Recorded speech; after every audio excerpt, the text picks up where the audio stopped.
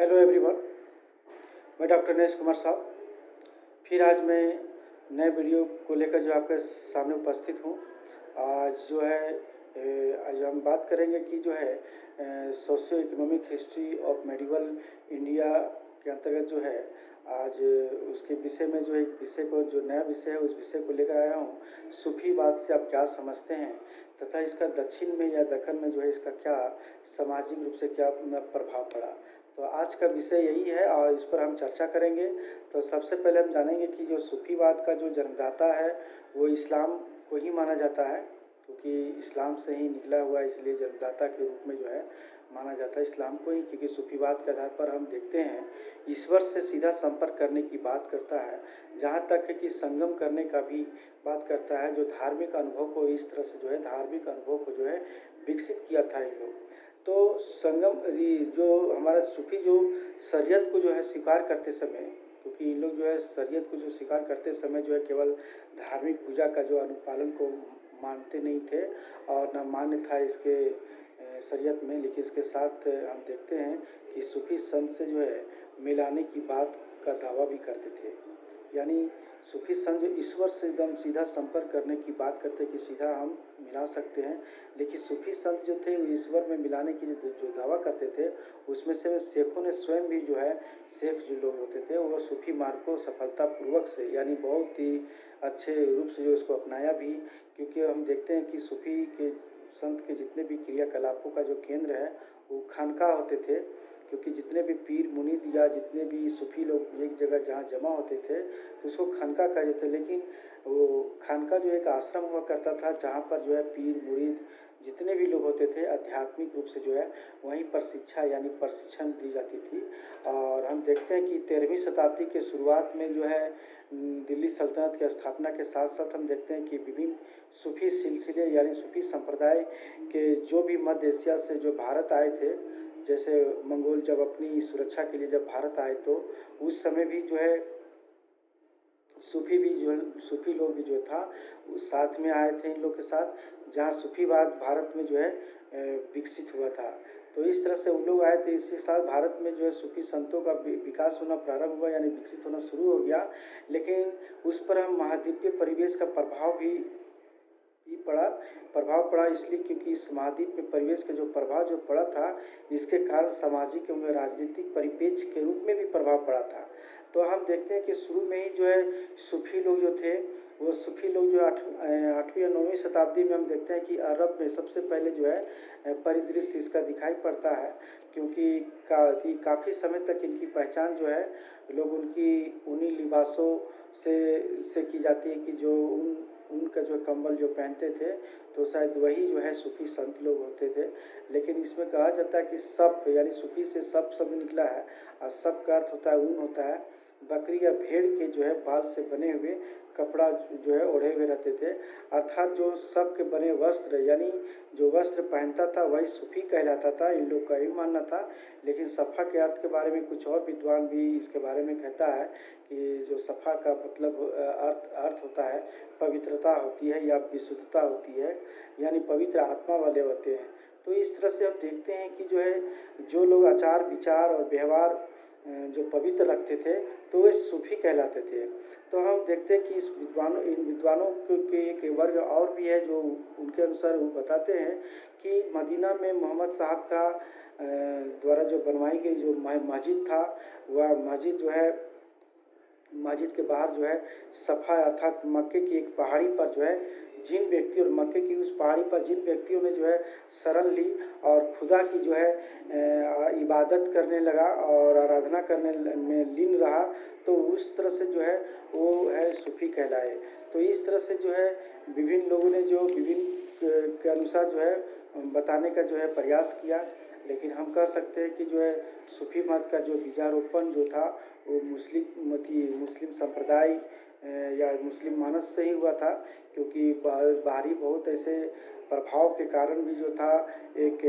विधि विधानों और बाह्य आडंबरों के विरुद्ध जो था एक प्रचंड आवाज़ थी इन सूफी संतों का। क्योंकि सूफी जो है मूल रूप से जो था वो दार्शनिक व्यवस्था पर ही आधारित था, और हम यहाँ भी देखते हैं कि इस दार्शनिक व्यवस्था के कारण जो था ये सूफीवाद ने इस्लाम की जो है कट्टरता को छोड़कर यानी रहस्यवाद की आंतरिक गहराई में जो है ये लोग समा गए। तो माना जाता है कि जिस प्रकार जो है धार्मिक विचारकों ने पुराण एवं जो इज्मा के आधार पर हम देखते हैं कि धार्मिक विचारकों ने बहुत सारे ऐसे लोग थे जो पुराण के अनुसार या इज्मा के जो है आधार पर जो अपने सिद्धांतों को जो है सिद्धांतों को की जो है व्यवस्था की, और उसी प्रकार सूफियों ने भी जो था अपना रास्ता कुरान एवं सुन्नत के भीतर से ही निकाला है। लेकिन हम देखते हैं कि ये सब जो है उनके मार्ग एवं दिशा जो देखते हैं वह हमेशा जो है शरीयत से मेल नहीं खाते हैं। और एक बात और हम देखने को मिलता है कि सूफी चिंतक जो थे वो इस्लाम के अनुसरण तो करते थे, लेकिन वे कर्म कांड के विरोधी थे। और हम देखते हैं कि इसमें यह भी था कि उनमें धीरे धीरे जो है एक स्वतंत्र प्रवृत्ति का यानी स्वतंत्र विचारधारा का जो है विकास होना शुरू हुआ, और इस तरह से परिणाम स्वरूप यही हुआ कि इस समय जो था इस्लाम की शिक्षाओं को जो है वे अपने अनुभवों के आधार पर जो है तर्क की कसौटी पर जो है लोग कसने लगे। तो इस तरह से हम देखते हैं कि जो है कि प्रथम बार जो है अबुल हसन प्रथम सूफी संत थे, जिसने राबिया फारस की जो है महिला भी थी, और इन्होंने एकत्व का सिद्धांत दिया था। और इन्होंने अपने रहस्यों के बात के लिए यानी वाद विवाद करने लगे, जिसमें बहुत सारे जो अपने रहस्यों के विवाद करने लगे, जिसमें से मंसूर हल्लाज का नाम आता है, जो प्रथम साधक था जिसने अपने को अनहलक भी बताया और अनहलक घोषित किया था। अनहलक का अर्थ है कि मैं ही खुदा हूँ और मेरे और खुदा के बीच कोई अंतर नहीं है। तो इस तरह से अनहलक जो है मंसूर हल्लाज ने कहा, लेकिन इस तरह से मंसूर में हम देखते हैं कि जो है सूफीवाद की रहस्य से सूफीवाद को जो है एक रहस्यवाद से जो है जोड़ दिया। तो इस तरह से उस समय भी बहुत इनके विरोधी थे और वहाँ के लोग थे, तो मंसूर को जो है फांसी दे दी गई थी इसके लिए। इसकी जो बातें को सुनकर या इस तरह से जो बातें फैला रहे थे उनकी फांसी दे दी गई और शरीर को टुकड़े करके दफना दिया गया। तो इस तरह की प्रवृत्तियाँ उस समय थी। लेकिन इसके बाद हम देखते हैं कि 11वीं शताब्दी के बाद में अल गजाली नामक एक और महिला ने जो है इस्लाम को सूफीवाद से जोड़ा और उन्हें सूफीवाद को जो है इस्लाम के अनुरूप जो है मतलब अनुरूप ढालने का प्रयास किया, और उन्होंने जिसके कारण यही हुआ कि इस सूफीवाद को इस्लाम ने जो है कबूल कर लिया और उन्हें खानका की जो है स्थापना कर लिया। यहाँ तक हम देखते हैं कि जो है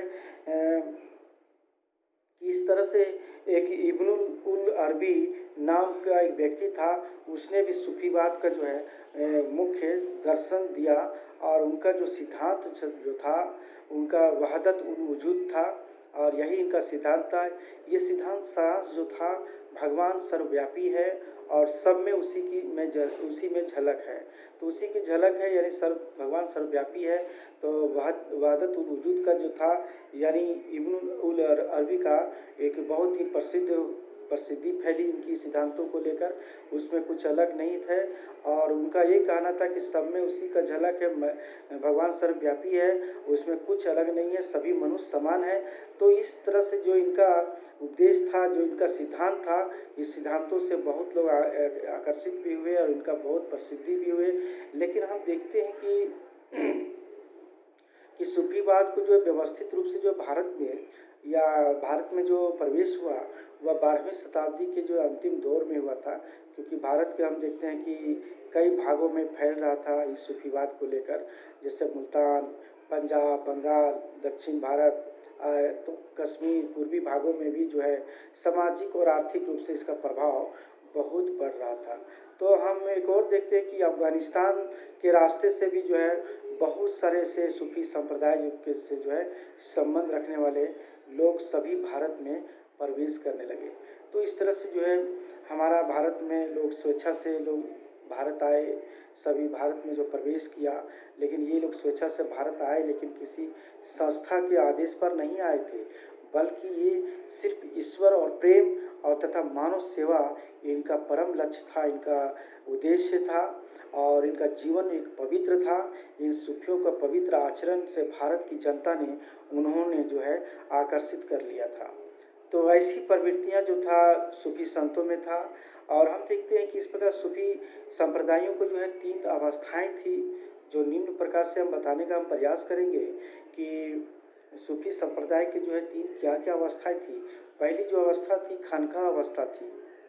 ये खानका अवस्था जो थी वह 9वीं से लेकर जो है 12वीं शताब्दी के बीच की यह व्यवस्था एक रहस्यवाद का एक समय था। और इस समय जब भारतीय धार्मिक विषयों पर जो है चिंतन मनन करते थे, साथ साथ आत्मविश्लेषण करते थे, तो एक रहस्यवादी साहित्य को जो है इन्होंने भी जन्म दिया। और साथ ही देखते हैं कि गुरु शिष्य की जो है अवधारणा भी जो था एक सामने जो है प्रखर होकर उन्मुख होकर जो है सामने सम्मुख हुआ। और इस तरह से देखते हैं कि उनके जिसके अनुसार हम देखते हैं कि उनके कुल में यानी ईश्वर और शिष्य में बीच की कड़ी होने का भी जो है दावा भी करते थे। खानका व्यवस्था के अंतर्गत जो है यह सारी व्यवस्था थी। लेकिन हम देखते हैं दूसरा जो व्यवस्था थी वह तरीका अवस्था था। वो तरीका अवस्था क्या था, 13वीं शताब्दी के बाद ही जो है सूफी संप्रदायों का एक बहुत ही महत्वपूर्ण रूप से उन लोगों में परिवर्तन आया। और हम देखते हैं इसमें कि आध्यात्मिक और परंपराएं और सांप्रदायिक जो विचारधारा के लिए जो है उनके अपने अपने लोग जो थे एक संस्थापक के रूप में प्रतिष्ठापित हुए थे। और यहाँ तक हम देखते हैं कि पीर जो होते थे एक विशेष आध्यात्मिक परंपरा का जो है एक प्रतिनिधि होता था। और प्रतिनिधि होने के नाते जो है वो खानका का प्रधान भी होता था। तो इस तरह से जो है पीर जो है खानका का प्रमुख होता था। और इस तरह से इस काल में हम देखते हैं कि दीक्षा जो होती थी, जो शिक्षा होती थी, वो औपचारिक समारोह एक आयोजित किया जाता था और उसी में जो है पवित्रकरण किया जाता था। तो हम देखते हैं कि ये दूसरी अवस्था थी। लेकिन तीसरा अवस्था अगर हम देखते हैं तो इस अवस्था में जो है 15वीं शताब्दी यानी 15वीं शताब्दी के बाद ही जो है ये परिवर्तन होना प्रारंभ हुआ था, जिसमें संत लोग जितने भी होते थे एक योग्य बनाने वाली ये या आध्यात्मिक शक्ति थी जो उसी कब्र में जो है संचारित होती थी। और उनकी कच्छ को दरगाह का नाम दिया जाता था। यानी दरगाह में जो जितने भी संत होते थे, योग संत को जो आध्यात्मिक संत होते थे, उनके पास ऐसी शक्तियाँ थी जो लोगों को आकर्षित करते थे। और उसकी जो कब्र पर जो है उनको कच्छ पर जो है यानी जो है कब्र पर से लोग जाते थे, वो कब्र में जो है चादर या जो भी है कच्छ चढ़ाते थे, दरगाह जो है बनाते थे। और उस दरगाह की जो है यानी भेंट मुलाकात यानी उस पर चादर चढ़ा जाते थे। तो ताइफा अवस्था ये था हमारा जो है ये हमारा सूफी अवस्था का जो है 3 अवस्थाएं थी। लेकिन हम इसके बारे में देखते हैं कि दक्षिण में जो है सूफीवाद का क्या प्रभाव पड़ा। तो हम सबसे पहले जानने का प्रयास करेंगे कि मोहम्मद बिन तुगलक समकालीन था, क्योंकि मोहम्मद बिन तुगलक जो थे एक राजधानी परिवर्तन करके तो दौलता ले गया था। और उनमें से एक वर्ग भी था, सूफियों का भी एक वर्ग था, और वह था जो चिश्ती संप्रदाय जो थे, चिश्ती संप्रदाय के जो थे शेख बुहारुद्दीन जो थे, एक ऐसे सुप्रसिद्ध सूफी थे जो सूफी अपने गतिविधियों को जो है केंद्र बनाया इस जगह में दौलताबाद में। और इस तरह से सभी संप्रदायों में जो था सभी संप्रदाय के लोग भी था धीरे धीरे यानी दक्षिण दोनों यानी उत्तर और दक्षिण में दोनों में विशेष रूप से यानी बहमनी और सुल्तान के शासनकाल में अगर हम देखते हैं तो उस समय भी ख्याति जो है इन सूफियों का जो है बहुत फैली। और इस तरह से मूल रूप से हम देखते हैं कि चिश्ती संप्रदाय का जो उद्भव हुआ था वो हेरात में हुआ था। हम जानने का प्रयास करें क्योंकि हेरात मध्य एशिया की ओर था, क्योंकि वहीं पर चिश्ती संप्रदाय का जो है जन्म हुआ। और भारत में इसकी शुरुआत जो थी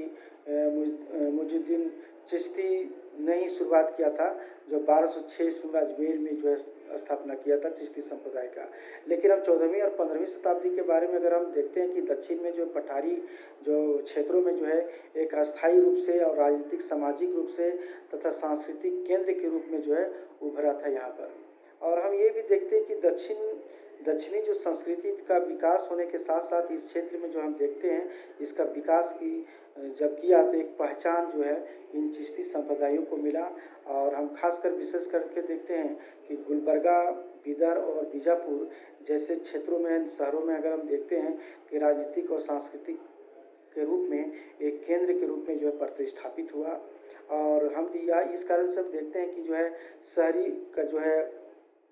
विकास के साथ साथ जब हो रहा था तो उस समय सूफियों को भारी मात्रा में जो है यानी सूफियों ने बहुत ऐसे लोगों को जो है आकर्षित किया। खास करके देखते हैं कि सत्तारी सूफी सियाओं के जो है लोग उस समय विरोध था, क्योंकि केवल जो है सुल्तान इब्राहिम द्वितीय जो थे सूफी बीजापुर में प्रवेश कर सकते थे। तो ऐसे इसके दो मुख्य कारण थे, क्योंकि गुजरात और बिदर में देखते हैं कि 16वीं शताब्दी के उत्तरार्ध में यानी जो है आंदोलन जो कुछ सूफियों को जो है बीजापुर की ओर जो है खदेड़ दिया गया था। हम ये भी देखते हैं कि शासकीय धर्म में बहुत महत्वपूर्ण परिवर्तन हुआ और जो शियावाद से बदलकर एक सुन्नीवाद में परिवर्तित भी हो गया था इस समय। इस तरह से हम देखते हैं कि सुल्तान ने स्वयं जो है एक उदार दृष्टिकोण को अपनाया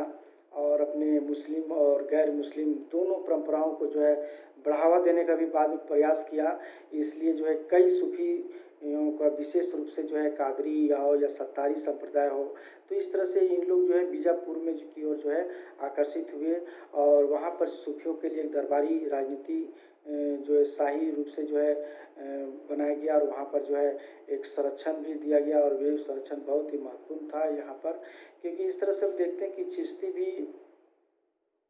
जो राजनीति में जो है चिश्ती इस तरह से देखते हैं कि पहले जो था चिश्ती संप्रदाय के लोग शुरू में जब दक्कन में गए थे तो राजनीति में जो है उदासीन थे, लेकिन बाद में राजनीति में जब रुचि लेने लगे चिश्ती संप्रदाय के लोग तो 15वीं और 16वीं शताब्दी में जो देखते हैं कि बहमनी साम्राज्य के काल में चिश्तियों ने जो है सुल्तान से बहुत ही नज़दीक संबंध बनाने का प्रयास किया और उन्होंने उनके साथ कार्य किया, जो दरबार का जो है संरक्षण भी स्वीकार कर लिया गया। तो इन चिश्तियों का राजनीति में जो है बहुत ही महत्वपूर्ण भूमिका निभाने लगे लोग, क्योंकि बहमनी